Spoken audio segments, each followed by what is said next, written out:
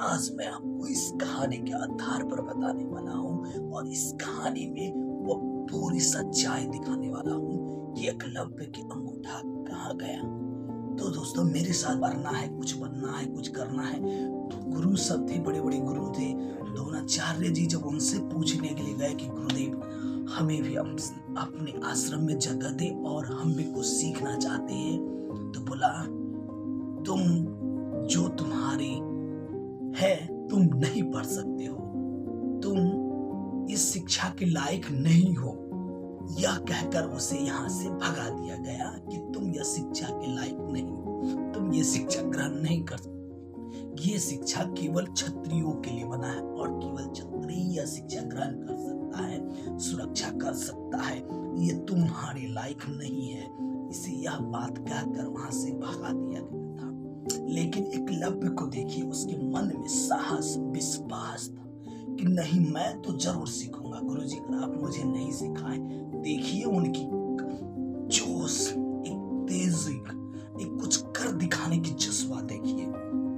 उन्होंने जंगल में जाकर एक आश्रम बनाया और उस आश्रम में गुरु द्रोणाचार्य जी का एक प्रतिमा बनाया, मूर्ति का बनाया, मिट्टी का मूर्ति बनाया। उसमें सेम नाक, सेम मुंह, कान, बिल्कुल एकदम टू जेड गुरु द्रोणाचार्य बनाया और उस मूर्ति से कहा, हे मूर्ति, तुम हमारे गुरु हो और तुम द्रोणाचार्य जी हो और मैं तुम्हें अपना गुरु के रूप में प्रणाम करता हूँ और आज से मैं इसी जगह पर, इसी वक्त से मैं अपना शिक्षण शुरू कर रहा हूँ और आप मुझे ज्ञान देंगे और आप ही मुझे एक अच्छे, एक श्रेष्ठ धनुर्धर बनाएंगे।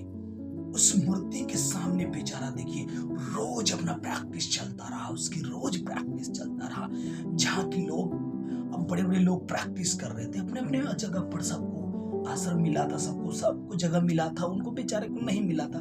उसने जंगल में ही जा करके उस मूर्ति के सामने ही रोज प्रैक्टिस करता रहा, रोज अपने अंदर रोज समय से अपनी प्रैक्टिस करते रहा। दोस्तों यही देखिए, अगर आप मेहनत और लगन से कुछ करते हैं तो इस दुनिया में कोई ताकत नहीं है जो आपको रोक सकता है। इस दुनिया में ऐसी कोई ताकत नहीं बना है जो आपको रोक सकता है।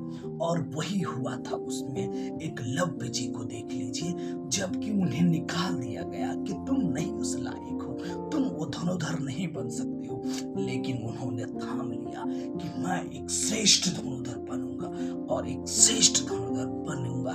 अपना मन में उन्होंने थाम लिया दोस्तों। और क्या हुआ, जब अगर आप कुछ थाम ले तो कहते हैं पूरे कायनात आपको लग जाते हैं उसको मिलाने में। तो दोस्तों यही जज्बा हुई।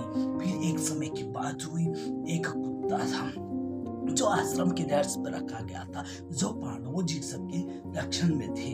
जब वो कुत्ता बहुत जोर जोर से भौंकने लगा, तो जब वो एकलव्य जी को लगा कि अरे हमारे गुरु जी को कहीं नींद तो नहीं भंग कर देंगे, उन्होंने ऐसा बांध चलाया कि उस कुत्ते को पीछे पीछ जीभा और मुंह के बीच में लगा और रत्ती भर रक्त ना निकलने दिया और सिर्फ उसे बाणों से उसकी मुंह बंद कर दिया।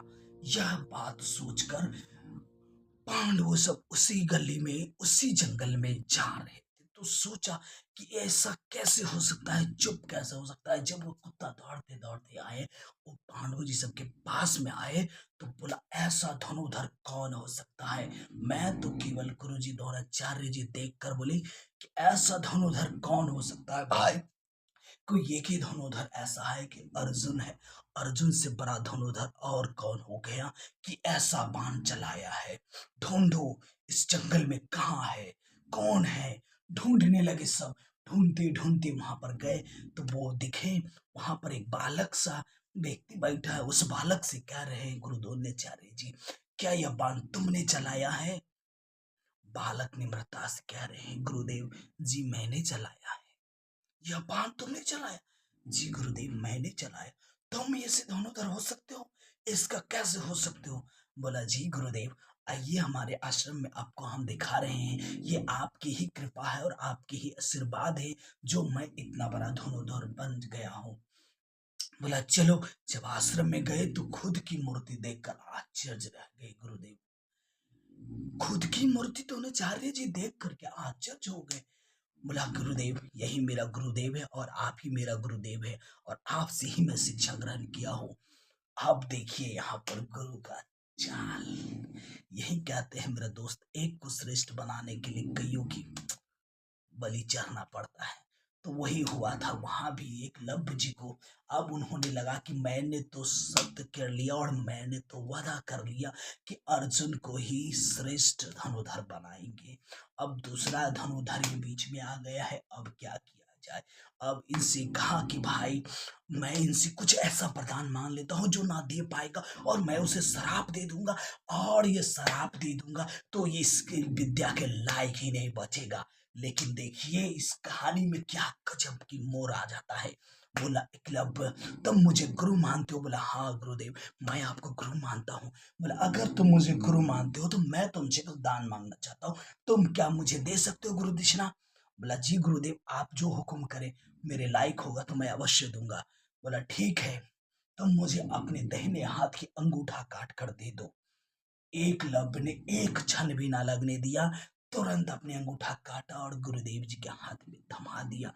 बोला शिष्य हो तो कोई तुम्हारे जैसा एकलव्य, मैंने तो सोचा था कि तुम ऐसा नहीं कर सकते हो लेकिन तुमने किया। लेकिन मैं भी तुम्हें आशीर्वाद देता हूँ, इतिहास में तुम्हारा नाम हमेशा दर्ज रहेगा कि कोई शिष्य था एकलव्य के जैसा, कोई शिष्य था तो एकलव्य के जैसा। मेरे भाई मेरे दोस्त देख लीजिए। अब देखिए फिर भी उसका बाद भी एकलव्य जी का एक भी बाण चुकता नहीं था। लेकिन हाँ, बड़े बड़े जो होते, बड़े बड़े शस्त्र अस्त्र जो हो रहे थे, ब्रह्मास्त्र ये सब अस्त्र होते कि उन्हें अंगूठा नहीं था तो वो नहीं चला पाते थे, वो उस युद्ध का हिस्सा नहीं बन पाए, नहीं वो उतना श्रेष्ठ हो पाए। लेकिन उन्होंने जीवन में बहुत अच्छे, अब बहुत अच्छे कर्म से किए। तो उस कहानी से एक ही सीख मिलता है हमें कि हमें संघर्ष करना है, हमें सब कुछ कोशिश करते रहना है और जरूर कुछ ना कुछ होगा। लेकिन दोस्तों उस समय आज भी हम समाज में ऐसे थे कि आप शिक्षा ग्रहण नहीं कर सकते हैं। लेकिन आज की डेट में कोई ऐसा गुरु ऐसा वरदान मांग सकता है क्या? नहीं मांग सकता है। लेकिन फिर भी हम को धन्यवाद कर